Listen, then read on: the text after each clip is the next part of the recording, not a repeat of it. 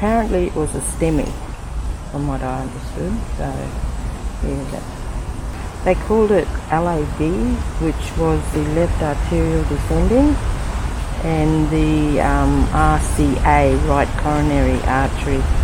And what type of heart surgery did you have? They called it a CABG, which abbreviated was CABG, coronary artery bypass graft. Yeah, apparently. So I don't know really, but that's what they told me. Used to fix the blockage. Yeah, that was all.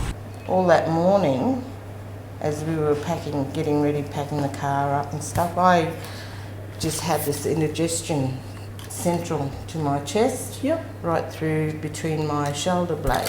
And you just wanted to try and break that wind, burp, to have that relief. Yeah. And I didn't say anything because that's what I thought it was. And I just kept on doing my thing, just going outside, leaving Innisfail. And that's when I had this sensation of like pins and needles just from my neckline right through my jawline in my mouth, and it was like a massive toothache right through my whole jawline. And I just said, and that's when I couldn't breathe properly, and I said to my husband, I said, can you please just rub my back a bit because I can't breathe.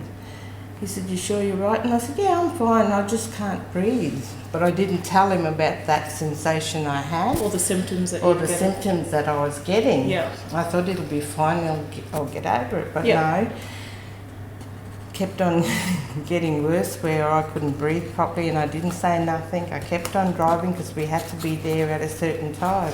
Yeah. As we were driving into Mission Beach now, the township, he said to me, how are you feeling? And I said, not really well at all. I'm really feeling sick. And he said, well, we didn't have any breakfast, Yeah. So I said, all right. He said, let's go and get something to eat. I said, I just want something light. So he got me a peach. And I ate that peach, and I forced myself because we were both diabetics. And so he ate what he wanted, and I said, oh no. I said, I'm really not feeling well. I said, I need to hurry up and get to the hotel so I can lie down. So we got there, we rushed everything upstairs, got settled into our room, but I got worse. And I started breaking out in this hot and cold sweat and just, everything. Wow. Like you felt like going to the toilet both ways and vomiting. All at the same time. At the same time. And being the person I am, the comedian in the family, I'm always thinking, well, if I'm going to drop, I want to drop with a clean body. So I made myself go and have a shower. But within that shower, I started breaking out in a cold sweat. My husband said, what do you want me to do? And I said, call out for my niece, Dolly, because she was studying to be an ambulance bearer. And anyway, she came up eventually and she said, what do you want me to do, Aunt? She said, what's wrong with you? And I explained to her, and she said, I'll ring the ambulance. I said, yes, ring the ambulance. That's our best shot. As soon as the ambulance did come, he just took one look at me after explaining what was wrong. Symptoms and all that? Yeah, needles, spray under the tongue, straight in the ambulance and transferred me to the Tully Hospital. Then the doctor comes around, they did all the thing with the heart and stuff, and he looked at me, he said, do you realise you had a heart attack early this morning?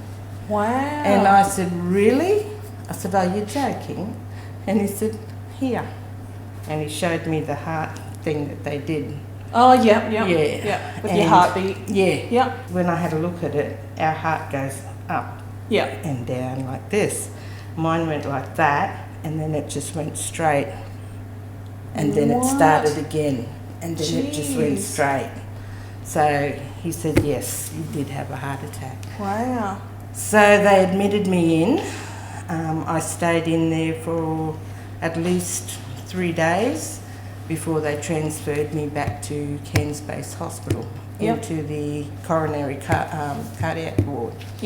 And I stayed there for about a week. They monitored me and came back and said, we can only get you into Townsville Hospital to do the operation. We're going to have to operate because Oh.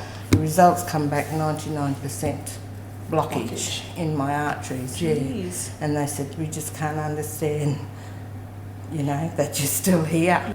I went to Townsville and had a talk to the specialists, the heart specialists, and they said, really, you're lucky if you do have a warning. Yeah. Some people don't.